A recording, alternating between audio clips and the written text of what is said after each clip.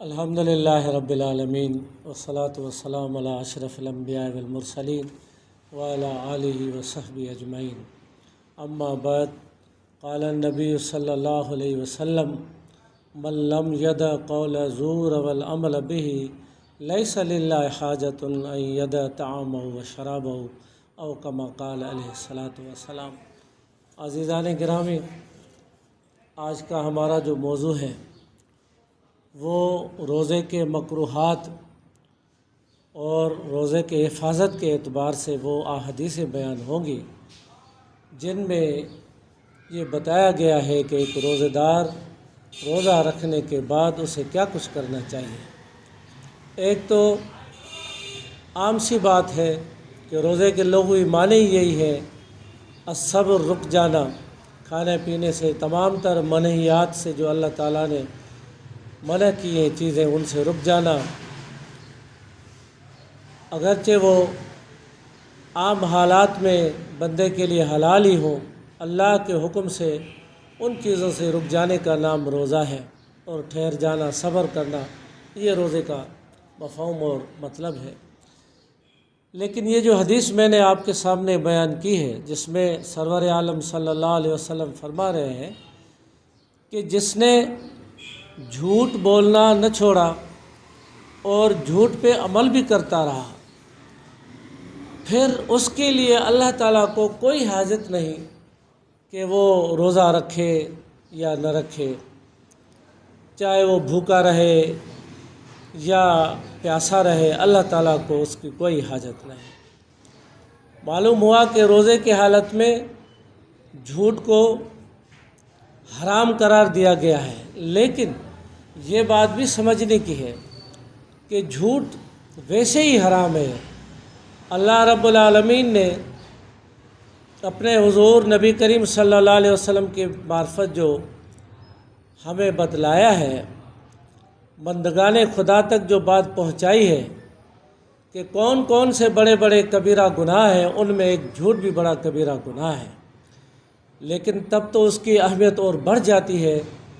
اس کے گناہ کی حساسیت تب بڑھ جاتی ہے کہ جب بندہ روزے سے ہو اور روزہ رکھنے کے باوجود وہ جھوٹ بھی بولتا رہے۔ تو حضور صلی اللہ علیہ وسلم نے فرمایا کہ اللہ کو اس کی حاجت نہیں کہ وہ بندہ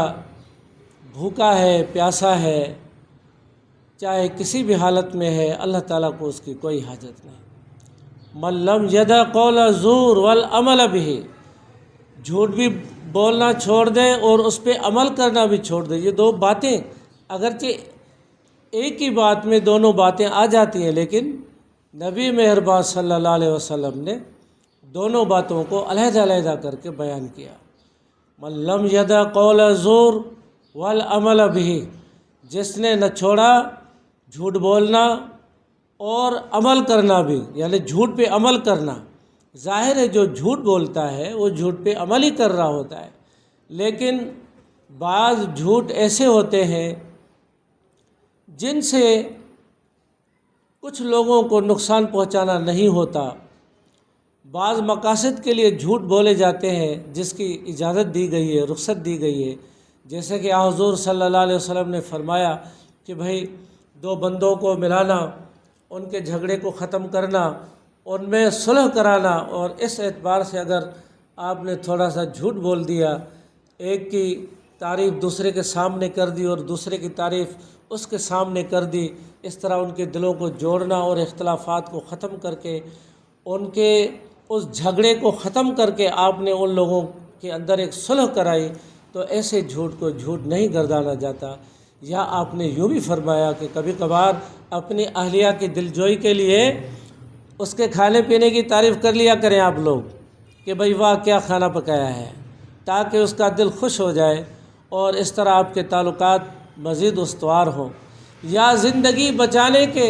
اعتبار سے کسی کی جان خطرے میں ہے، یا خود کسی بندے کی جان خطرے میں ہے، اپنی جان خطرے میں ہے، اس موقع پہ جھوٹ بولنا زندگی بچانے کے لیے تو اس کو جائز رکھا گیا ہے۔ لیکن یہاں روزے کی حالت میں جو بتایا گیا ہے کہ ایک تو نہ تو وہ جھوٹ بولے اور نہ اس پہ عمل کرے، عمل ہی کرے،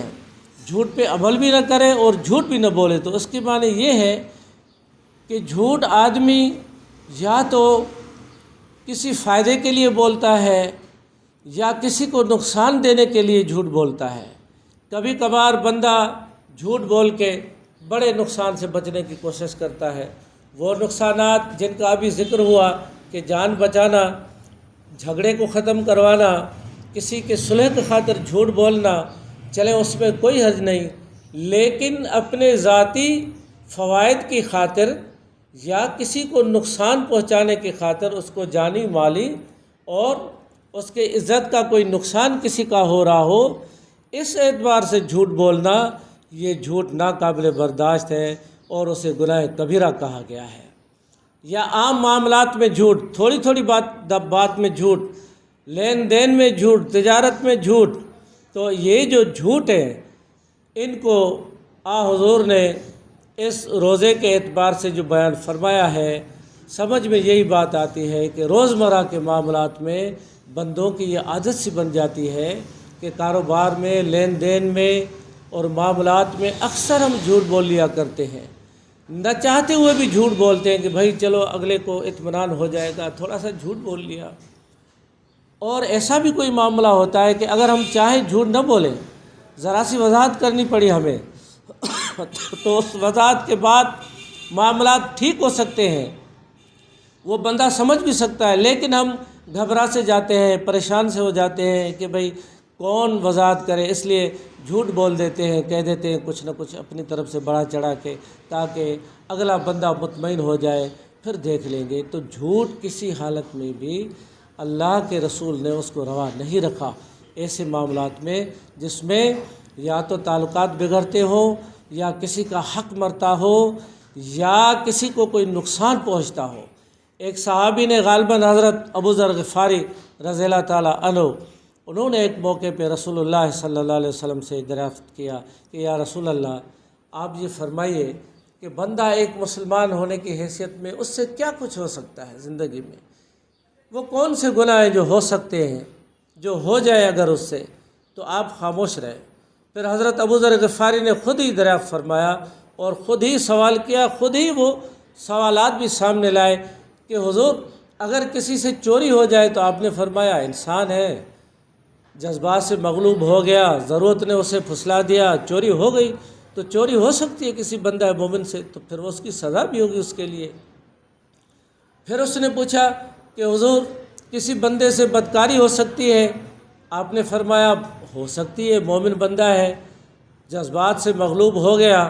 جذبات اس کے عقل پہ حاوی آ گئے اور وہ مغلوب ہو گیا، اس سے بدکاری ہو گئی۔ تو پھر اس نے کہا کہ یا رسول اللہ، کیا کوئی مومن بندہ جھوٹ بول سکتا ہے؟ آپ نے فرمایا لا، نہیں، جھوٹ نہیں بول سکتا، یہ مومن کی شان نہیں،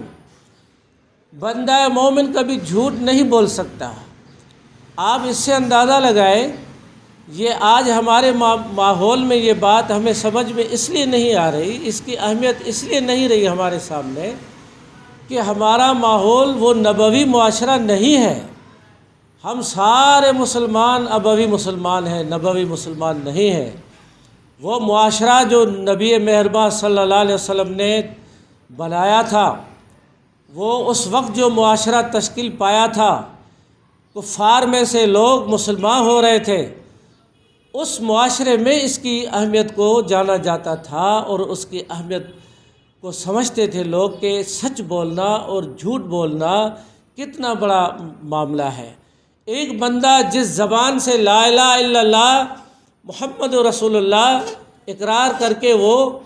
یعنی ملت کفر سے نکل کے ملت اسلامیہ کے اندر داخل ہو جاتا ہے، پھر یہ کیوں کر آسان اور ممکن ہو سکتا ہے اس کے لیے کہ وہ بندہ اسی زبان سے جھوٹ بولے؟ تو کیا اس طرح اس کا یہ ایمان اور اسلام مشکوک نہ ہو جائے گا؟ اس کا ایمان مشکوک ہو جائے گا جس زبان سے اس نے کلمے کا اظہار کر کے اپنے آپ کو ملت اسلامیہ میں داخل کیا ہے، اسی زبان سے اگر یہ جھوٹ بول رہا ہے تو اس کا ایمان مشکوک ہو جائے گا۔ اس لیے حضور نے فرمایا کہ جو روزہ بھی رکھے اور جھوٹ بھی بولے اور جھوٹ پہ عمل کرنا بھی نہ چھوڑے تو اس کی اللہ تعالیٰ کو کوئی حاجت نہیں۔ آپ دیکھیے سورہ بقرہ کا وہ رکوع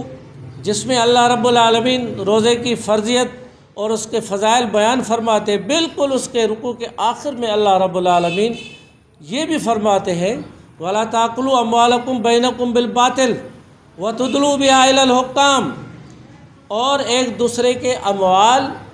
باطل طریقے سے مت کھاؤ اور حکام بالا تک اپنے مقدمات اس لیے نہ لے جاؤ کہ ایک دوسرے کے اموال کو ناجائز طور پہ مقدمات دائر کر کے ایک دوسرے کے اوپر آپ وہ اموال ہڑپ کر لیں اور غصب کر لیں۔ تو آپ اندازہ کیجئے کہ ایک طرف اللہ تبارک و تعالیٰ روزے کی واجبیت فرضیت بیان فرما رہے ہیں، اس کے مسائل بیان فرما رہے ہیں، اس کے فضائل بیان فرما رہے ہیں، اس کے اوقات کار بیان فرما رہے ہیں، لیکن بالکل آخری رکوع کی آخری آیت جو ہے اس کی رکوع کی، اس میں یہ بیان کیا جا رہا ہے کہ باطل طریقے سے ایک دوسرے کے اموال مت کھاؤ۔ تو اس سے خود بخود یہ پتہ چلتا ہے کہ روزے کی حالت میں تجارت ہو، کاروبار ہو، لین دین ہو، یا کوئی نوکری پیشہ بندہ ہو، اگر وہ اپنی دیانتداری اور ایمانداری سے وہ نوکری سر انجام نہیں دے رہا، وہ ڈیوٹی سر انجام نہیں دے رہا، یا دیانتداری سے وہ تجارت اور کاروبار نہیں کر رہا، لوگوں کے حقوق کا لحاظ نہیں کر رہا، تو یہ اپنے روزے کو داغدار کر رہا ہے اور اس کا روزہ مکروہ ہوگا۔ اور ممکن ہے کہ روزہ اللہ تعالیٰ ظاہری اعتبار سے تو اس کی ظاہری شکل جو روزے کی وہ تو شاید کوئی نہ کہے کہ بھئی اس نے روزہ نہیں رکھا، اس کو روزہ دار ہی کہیں گے جو جھوٹ بھی بولے گا، جو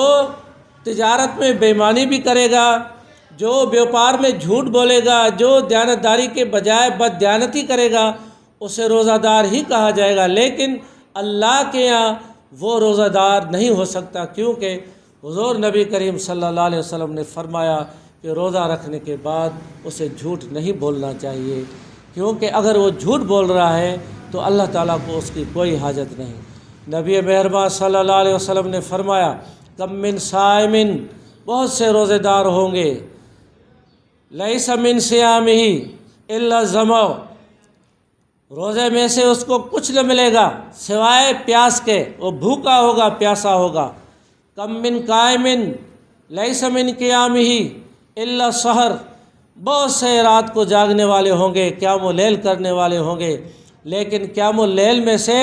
انہیں سوائے رت جگہ کے کچھ نہ ملے گا، وہ رات کو جاگنے والے ہوں گے، انہیں اجر نہ ملے گا۔ کیوں کہ وہ روزے کی حالت میں جس مقصد کے لیے روزہ رکھا جا رہا ہے اس مقصد کو ان لوگوں نے بھلا دیا تھا۔ ان لوگوں نے شاید یہی سمجھا تھا کہ ہمیں حکم ہوا ہے کہ اتنے ٹائم سے اتنے وقت تک کھانا پینا نہیں ہے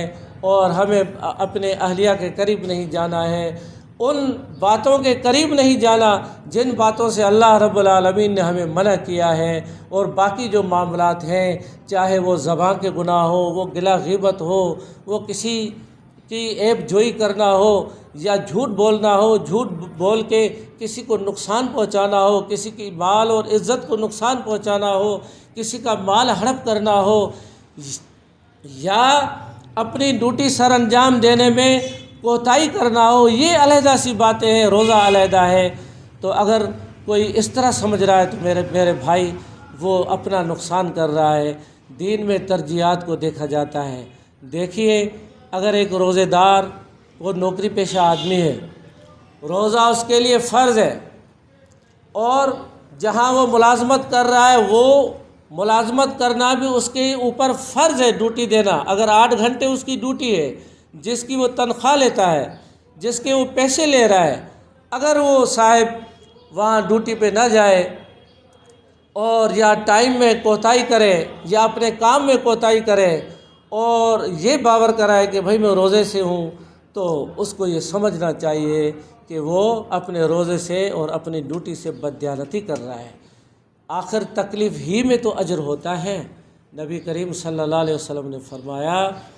کہ ان باتوں سے پرہیز کرنا چاہیے۔ بعض ایسی باتیں ہیں جو لوگ پوچھا کرتے ہیں کہ بھائی روزے میں کیا کچھ کرنا چاہیے، کیا کچھ نہیں کرنا چاہیے۔ کبھی کبھار کوئی طبی مسائل، صحت کے مسائل درپیش آ جاتے ہیں، کہتے ہیں کہ بھئی انجیکشن لگوانا چاہیے۔ ہاں، انجیکشن لگوانا چاہیے، مفتہ بھی قول یہی ہے علماء کا کہ اگر روزے کی حالت میں صحت اور طبیعت کا معاملہ ہو، اسے انجیکشن کی ضرورت ہو، وہ انجیکشن جس سے طاقت اور توانائی حاصل نہ ہو، وہ علاج کے لیے تو وہ انجیکشن بھی لگوا سکتا ہے۔ اور کبھی کبھار بعض لوگ یہ سوچتے ہیں کہ بھئی سرما پہنے یا نہ پہنے، اگرچہ اس میں اختلاف ہے، لیکن جمہور احناف کا یہ ماننا ہے کہ سرما بندہ پہن سکتا ہے، سرما آنکھ میں ڈال سکتا ہے، کان میں دوائی بھی ڈالی جا سکتی ہے۔ کچھ لوگوں کا یہ خیال ہے کہ ناک، آنکھ، کان، گلا، ان کے آپس میں ان کا ایک تعلق ہے، تو جو چیز آپ کان میں ڈالیں گے، ناک میں ڈالیں گے، گلے میں ڈالیں گے، تو وہ چیز کان اور آنکھ میں ڈالیں گے تو وہ گلے میں اتر آئے گی۔ ہاں یہ چیزیں اتر آتی ہیں، لیکن اس سے روزہ نہیں جاتا۔ آپ دیکھیں، آدمی منہ میں پانی لیتا ہے، وضو کرتا ہے، غراڑے کرتا ہے، تو ظاہر ہے ایسی حالت میں اس کا منہ گیلا رہتا ہے، اور حضور صلی اللہ علیہ وسلم سے دریافت کیا گیا، منہ کا لعاب جو ہے، تھوک، اس کے لیے پوچھا گیا بار بار کہ حضور اس کا کیا کیا جائے؟ آپ نے کہا یہ آپ کے منہ کا لعاب ہے، تو اس کو اگر آپ چاہیں باہر پھینک دیں، اگر آپ چاہیں نگل لیں، اس سے روزے میں کوئی فرق نہیں پڑتا۔ تو اس لیے ہم سمجھتے ہیں کہ جب بندہ وضو کرتا ہے، غراڑے کرتا ہے، تو اس کی جو اس کے پانی کا جو اثر اس کے گلے میں رہتا ہے، تو پھر یہ سرمے اور دوائی سے زیادہ بات قریب ہو جاتی ہے کہ گلے میں پانی آسانی سے اتر جائے۔ تو اس لیے احتیاط سے یہ ساری چیزیں کی جا سکتی ہیں۔ روزے کے مکروہات میں سے ایک بات یہ بھی ہے کہ بندہ روزے کی حالت میں اوٹ پٹانگ باتیں کرے، فضولیات میں اپنا وقت بتائے۔ اس کو چاہیے کہ اللہ کے کلام کی تلاوت کرے، وہ قرآن کریم جو ہدایت کی کتاب ہے، جو نصیحت کی کتاب ہے، جو ہدی للناس ہے، جو انسانوں کے سینوں کے بھی شفا کا درجہ رکھتی ہے، اور انسانوں کے ظاہر اور باطن کے لیے بھی شفا کا درجہ رکھتی ہے۔ وہ کتاب جو آسمانوں سے اتاری اس لیے گئی کہ جب بندے اس پہ عمل کریں گے تو اللہ تبارک و تعالیٰ ان کی دنیا بھی بنائیں گے، آخرت بھی بنائیں گے۔ زیادہ سے زیادہ فائدہ لینا چاہیے، اس کتاب کا مطالعہ کیا جائے۔ حضرت علی کا قول ہے کہ اگر ایک بندہ پوری رات کھڑے ہو کے نفلی نماز پڑھے، اور اگر دوسرا بندہ 3 آیات سمجھ کے قرآن کریم کی پڑھ رہا ہے اور غور و فکر کر رہا ہے اس پہ کہ اللہ نے کیا احکامات اس میں نازل فرمائے ہیں، تو وہ اس سے زیادہ اجر کا مستحق ہے اور زیادہ عبادت گار وہ جانا جائے گا۔ تو قرآن کریم کی تلاوت کی جائے، قرآن کریم کو ترجمے سے پڑھا جائے، اس کی تفاسیر کو دیکھا جائے۔ بہت سے علماء نے تفاسیر لکھی ہیں۔ آج تو آسان کام ہو گیا ہے، قریباً ہر زبان میں علماء اکرام نے محنت کی ہے، بڑے بڑے علماء نے۔ آپ کا جس پہ اطمینان ہو آپ اس کا ترجمہ اٹھا لیں، پڑھ لیں کسی نہ کسی طرح۔ اس رمضان میں اگر آپ کوئی تفسیر پوری نہیں کر سکتے تو کم از کم اس رمضان میں قرآن پاک کا ایک ترجمے کے ساتھ آپ ختم ضرور کر لیں، آپ کے بہت سے مسائل آسان ہو جائیں گے۔ قرآن کریم وہ کتاب ہے جو سب سے زیادہ پڑھی جانے والی کتاب، جس کے ایک ایک حرف پہ اللہ رب العالمین 10 نیکیاں عطا فرماتے ہیں۔ اگر آپ 1 رکوع، 2 رکوع، 3 رکوع، 4 رکوع، آدھا پارہ اگر آپ دن میں پڑھیں، 1 پارہ اگر آپ دن میں پڑھیں، اور 30 دنوں میں پورا قرآن پاک آپ ختم کریں، تو آپ کیلکولیٹر لے کے بیٹھیں تو آپ اس کے اجر کو شمار نہیں کر سکیں گے۔ وہ بڑی ذات جس کی کوئی انتہا نہیں، اس کے اجر کے بھی کوئی انتہا نہیں۔ تو برادران اسلام، روزے کا یہ پہلا عشرہ گزر رہا ہے، جس کے لیے حضور نے فرمایا کہ رحمت کا عشرہ ہے، اور دوسرا مغفرت کا عشرہ ہے، تیسرا نجات کا عشرہ ہے۔ ظاہر ہے یہ رحمت کا عشرہ، اللہ کی رحمت برس رہی ہے۔ ہمارے دامن میں بہت سے چھید ہیں، ہمارا دامن اس لائق ہی نہیں کہ وہ رحمت اس میں ٹھہر جائے۔ ہمیں اپنے دامن کے چھید کو سینا ہے، اس کو پر کرنا ہے، اور اپنے پروردگار کو پکارنا ہے، اسے یاد کرنا ہے، اور وہ کبھی اپنے بندوں کو مایوس نہیں کیا کرتے۔ اللہ تبارک و تعالیٰ کے حضور نے فرمایا کہ اللہ رب العالمین فرماتے ہیں کہ اگر میرا بندہ میری طرف ایک باشت بڑھتا ہے ایک قدم اٹھاتا ہے میں 10 قدم آگے بڑھتا ہوں، اور اگر وہ چل کے آتا ہے تو میں دوڑ کے آتا ہوں۔ آپ یہ نہ سمجھیں کہ اللہ تعالیٰ کو کوئی ہماری طرح کی ٹانگیں ہے، لیس کمثلہ شیء، اس کے جیسا کوئی نہیں۔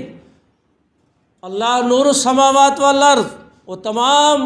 کائنات کا نور ہے اللہ، لیکن ہمیں سمجھانے کے لیے اللہ رب العالمین یہ فرما رہے کہ میرے بندے تم جب میری طرف دوڑتے ہو، تم جب میری طرف آتے ہو تو میں دوڑ کے آتا ہوں، تم چل کے آؤ میں دوڑ کے آؤں گا، تم ایک قدم اٹھاؤ میں 10 قدم آگے آؤں گا۔ تو اس کے معنی یہ ہے کہ اللہ کی وہ ذات ہے جو کبھی نہیں روٹھتا، جو ہر وقت مان جاتا ہے۔ دوسروں کو ہم منانے کی کوشش کرتے ہیں، بڑی بڑی منتیں کرتے ہیں، بڑے بڑے لوگوں کو ساتھ میں لاتے ہیں کہ بھائی ہم سے بن جا اور ہم سے صلح کر لے، تو کبھی کبھی کوئی صلح کرتا ہے، کوئی صلح نہیں کرتا، ٹھکرا دیتا ہے۔ لیکن اللہ کی وہ ذات ہے، بندہ جب بھی اس کی طرف آیا تو اللہ رب العالمین نے اپنے بندے کو کبھی مایوس نہیں کیا۔ تو یہ روزہ جو چل رہا ہے، یہ رمضان رحمتوں والا، برکتوں والا، ایک ساتھ اس کی قیمتی ہے۔ پورے رمضان کے لیے، پورے رمضان کا جو چاند دیکھا گیا اور شوال کے چاند تک اللہ رب العالمین نے اس کی تمام ساعتوں کو، گھڑیوں کو اللہ رب العالمین نے برکت سے مالا مال کیا ہے۔ ہر ایک گھڑی بڑی قیمتی ہے، اس قیمتی اوقات کو ضائع نہ کرنا چاہیے۔ ہمیں اس قیمتی لمحات کو، ان قیمتی لمحات کو اچھی طرح سے استعمال کرنا چاہیے، ذکر کرنا چاہیے، اللہ رب العالمین کا نام لے لے کے اسے پکارنا چاہیے، اچھا کام کرنا چاہیے۔ اپنے گھر میں اوقات کار، جیسا کہ آج کل حالات نے ہمیں بند کر دیا ہے، تو اپنے بچوں کی تربیت کی طرف ہمیں دھیان دینا چاہیے، بچوں کو سکھانا چاہیے، گھر میں نماز کا ماحول پیدا کرنا چاہیے، گھر میں تراویح کا قیام